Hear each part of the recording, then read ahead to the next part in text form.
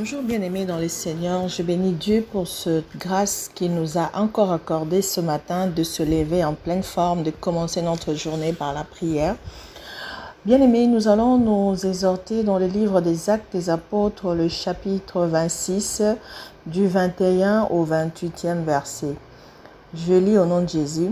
« Voilà pourquoi les Juifs se sont saisis de moi dans les temples et ont tâché de me faire périr.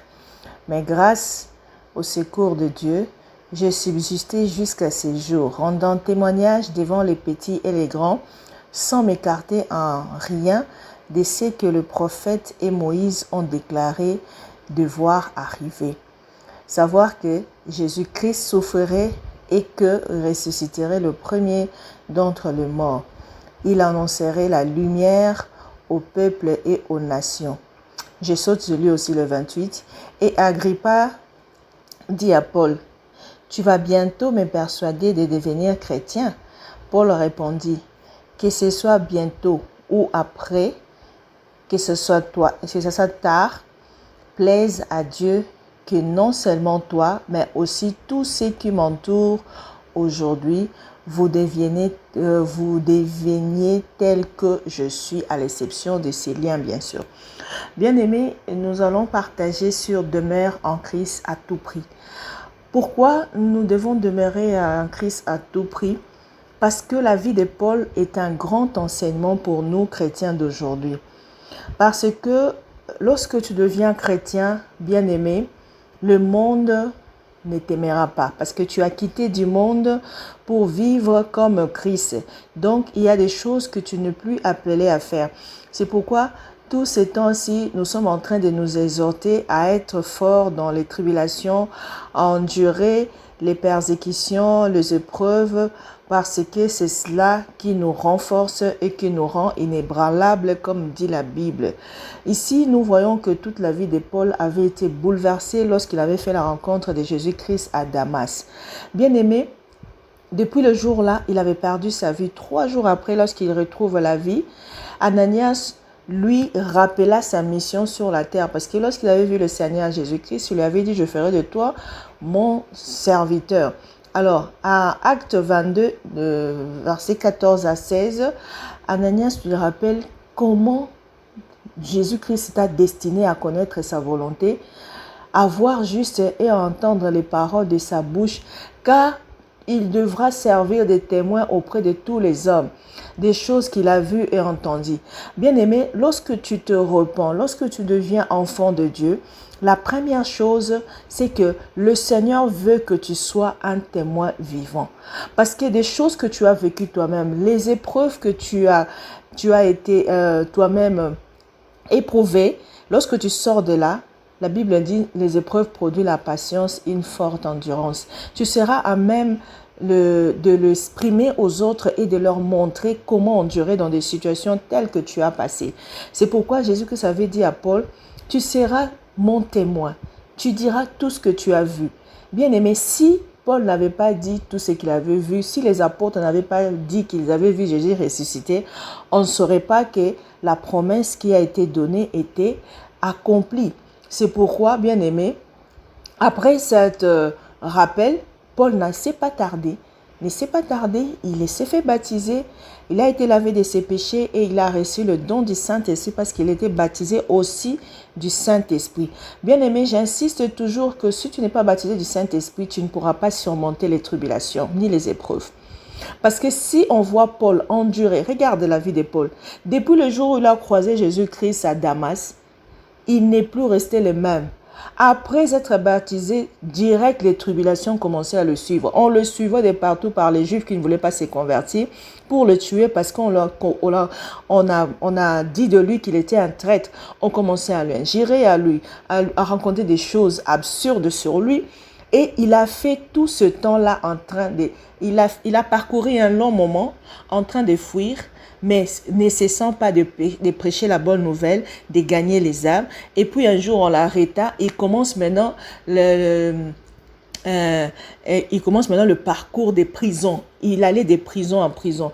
Mais regarde ce que Paul faisait. Peu importe là où il allait, peu importe l'accusation qu'on lui faisait, Paul ne faisait que deux choses. Il faisait tout pour se défendre par rapport à ces accusations-là et tout l'auditoire qui l'écoutait, peu importe quand il se défendait, il en usait pour confesser que Jésus-Christ est Seigneur. Il prêchait en tout temps et il ne regardait pas je suis devant qui ou devant tel auditoire. Il pouvait parler aux prisonniers. Il va en prison, il gagne les prisonniers, il gagne les geôliers. Et là, on voit dans Acte 26 qu'il était devant le roi Agrippa. Il lui explique comment il est venu jusque-là. Il a montré comment il a enduré des choses. Et le roi a vu qu'il n'avait rien fait. Mais à chaque fois qu'il était devant quelqu'un, il faisait tout pour gagner cette personne. C'est alors qu'en 28, le roi Agrippa lui dit « Ah, je vois que tu es en train de me persuader de devenir chrétien. » Il lui a dit « Que ce soit aujourd'hui ou trop tard. Et j'aimerais même tout l'auditoire qui m'entend ici. Vous devenez comme moi, sauf à part mes liens. Donc, vous ne soyez pas liés, mais que vous devenez chrétien. » Parce qu'il est important de vivre comme Christ. Parce que Jésus-Christ est le chemin, la vérité et la vie. Si tu n'es pas en Jésus-Christ, sache que tu es nulle part. Parce qu'il est la voie que Dieu nous a donnée pour aller au ciel. Il est celui qui protège ses enfants. La Bible dit dans Romains 8, 33, qui accusera les élus de Dieu? C'est Dieu qui justifie. C'est pourquoi quand tu es un enfant de Dieu, regarde, même dans les épreuves, même dans la prison, Paul a été justifié par Dieu. Et Dieu lui disait tout le temps. Au fait, il était en prison, mais il avait la présence des dieux et des anges. Dans Acte 23, on nous montre le verset 11. Là, le Seigneur vient lui réconforter, lui disant, t'en fais pas, tu dois quitter ici pour aller à Jérusalem et à Rome.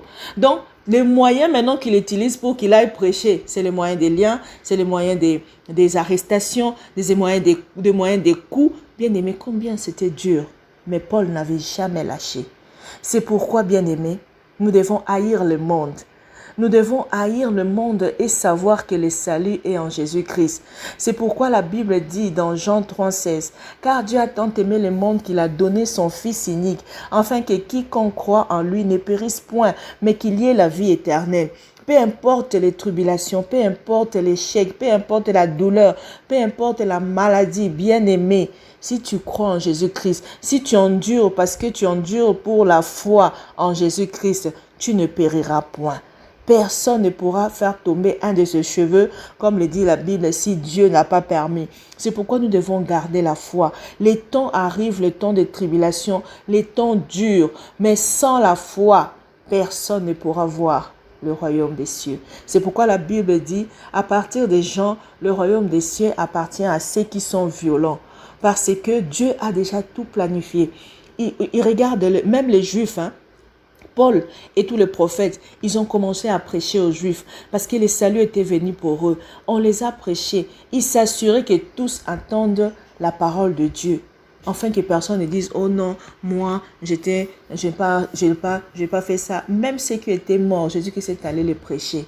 À combien plus forte raison, toi qui écoutes la radio, toi qui écoutes les informations, toi qui as l'internet, tu vas te défendre en disant que je n'ai jamais connu Jésus-Christ ou jamais entendu parler de lui. Là, au temps des prophètes, on voit à Éphèse, peut-être les gens peuvent dire, nous n'avons jamais entendu parler du Saint-Esprit. Toi, tu n'auras aucune excuse. C'est pourquoi, bien-aimés, répentons-nous. Endurons dans la foi, restons fermes dans la foi en Jésus-Christ, sachant qu'il est la lumière qui est venue éclairer nos vies, sachant qu'en lui nous avons tout pleinement, sachant que nul ne peut être sauvé par la loi, nul n'a été sauvé par les œuvres de la loi, mais tous ont été reconnus pécheurs et Jésus-Christ est mort pour le salut de tous. C'est pourquoi nous allons prier, nous allons demander à Dieu de nous donner l'endurance, de demander à Dieu de nous donner la foi au nom de Jésus-Christ. Oui Seigneur, pitié pour nous pauvres pécheurs. Seigneur, aide-nous Seigneur, oh Dieu, à vivre avec toi toute notre vie. Peu importe Seigneur les circonstances et les temps de la vie, peu importe le manque, peu importe, Seigneur, oh Dieu, la souffrance ou la maladie. Peu importe, Seigneur, le rejet de ce monde. Nous voulons garder nos yeux fixés à toi. Je viens avec mon frère, je viens avec ma sœur. Ce matin, t'es recommandé nos vies. Nous voulons que nos regards soient fixés à toi. Seigneur, change nos regards. Enlève les écailles qui peuvent être l'obstacle de notre vue. Nous voulons voir comme toi. Nous voulons savoir faire le bien, choisir le bien et éviter le mal, Seigneur. C'est toi notre direction. C'est toi le directeur de notre vie. Nous voulons te suivre. Nous voulons marcher avec toi. Tiens-nous dans la main. Amène-nous dans le chemin de la vie. Amène-nous dans te voie, car c'est cela ce que nous avons été appelés. Bien-aimés, ma sœur, mon frère, ne baissons pas les bras. Nous devons être de ceux-là qui ont la foi en Jésus-Christ. Peu importe ce que tu traverses maintenant, j'aimerais parler à tous ceux qui sont malades, à tous ceux qui souffrent d'une façon ou d'une autre, à tous ceux qui connaissent des rejets ou de manques. Peu importe ta situation, le Seigneur Jésus-Christ t'aime. Le Seigneur Jésus-Christ, la Bible dit, il a les regards fixés sur tous ceux qui souffrent. Il attend le cri de tous ceux qui invoquent son nom et il est prêt à venir à leur secours. Il ne fait exception de personne, mais tout ce que nous devons faire, c'est lui demander pardon lorsque nous péchons. Même lorsque tu souffres, même lorsque tu es malade, tu ne connais pas la cause. Quand tu murmures, tu empêches Dieu de te visiter. Cesse de murmurer.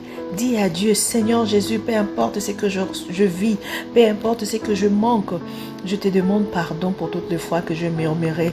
Je te demande de me soutenir, d'endurer tout ce que je vis, mais je garde la foi en toi. Parce que la Bible dit, si nous demeurons dans la présence de Dieu, demandons tout ce que nous voulons et nous le verrons s'accomplir.